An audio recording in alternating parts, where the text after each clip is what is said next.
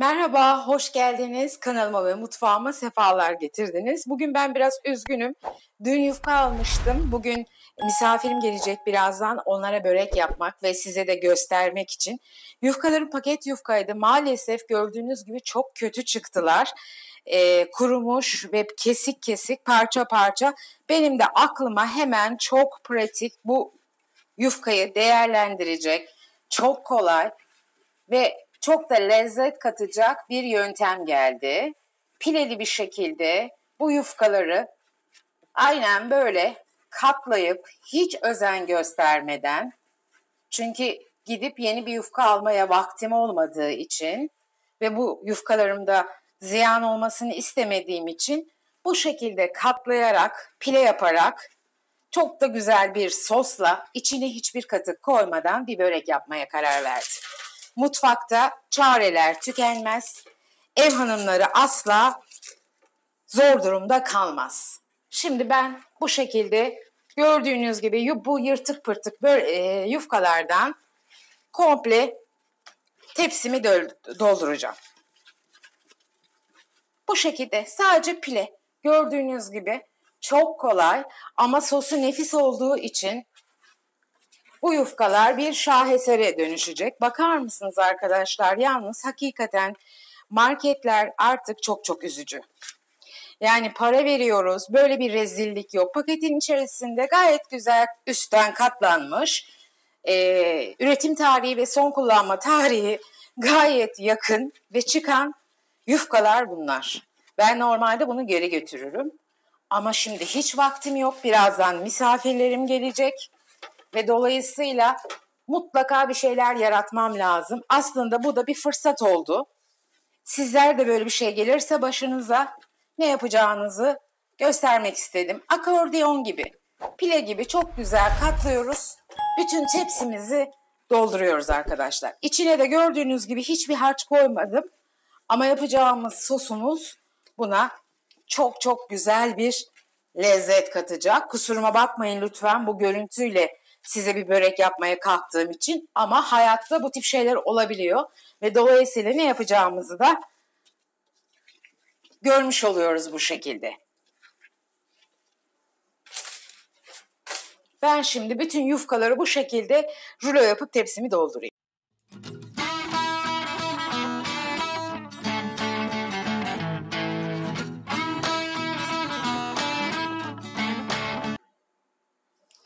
Evet, böreklerimi toparladım. Hiç paniğe gerek yok. Hemen bir su bardağı sütümü kaseme alıyorum. Bir çay bardağı ayçiçek yağımı, sıvı yağımı alıyorum. 2 tane de yumurtam var. Yumurtamı şöyle biraz çırparak ilave ediyorum. Güzelce karıştırıyorum.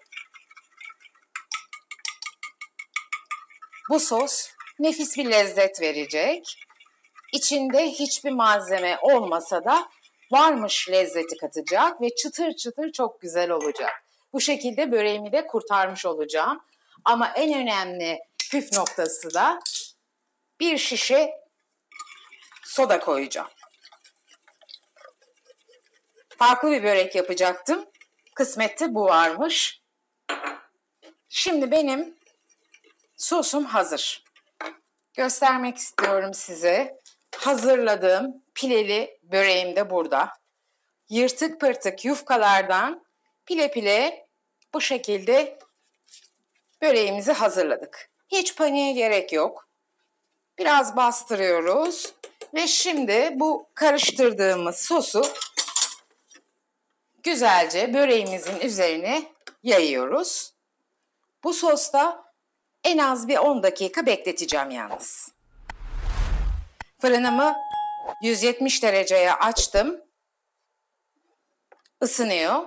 10 dakika en az bekledikten sonra fırınıma atacağım. Ve üstü nar gibi kızarana kadar fırınımda tutacağım.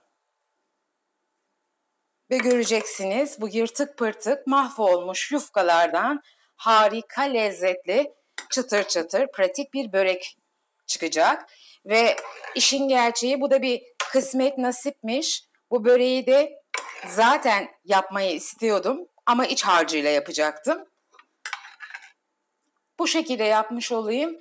Bayram sofranızda, kahvaltı sofranızda kurban eti yiyorsanız yanında mutlaka bu böreği de yapın. Bir lezzet katsın arkadaşlar sofranıza. Bütün sosumu boca ettim. Şimdi bu sosta böreğim bir 10 dakika bekleyecek. Evet, böreğim 10 dakika sosta bekledi. Her yeri emdi, gördüğünüz gibi hiç sos kalmadı. Şimdi üzerine biraz da ben çörek otu atmak istiyorum. Arzu edenler susamla birlikte ya da sırf susam da koyabilir. Biraz koku, tat ve renk versin. 170 derecede fırınıma şimdi alt üst nar gibi kızarana kadar gönderiyorum arkadaşlar. Evet arkadaşlar, nefis böreğim çıtır çıtır pişti. 170 derecede önceden ısıttığım fırında tam 30 dakikada pişti. Şu sesi duymanızı istiyorum. Çıtır çıtır görüyor musunuz arkadaşlar? O yırtık pırtık yufkalardan çok güzel bir börek çıktı. Şimdi bir ilk sıcaklığı geçsin, hemen kesip servis edip dokusunu da göstereceğim. Evet, böreklerimi kestim. Size göstermek istiyorum. Çok güzel oldu arkadaşlar.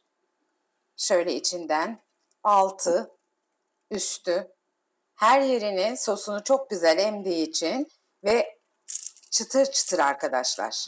O kadar güzel ki size anlatamam.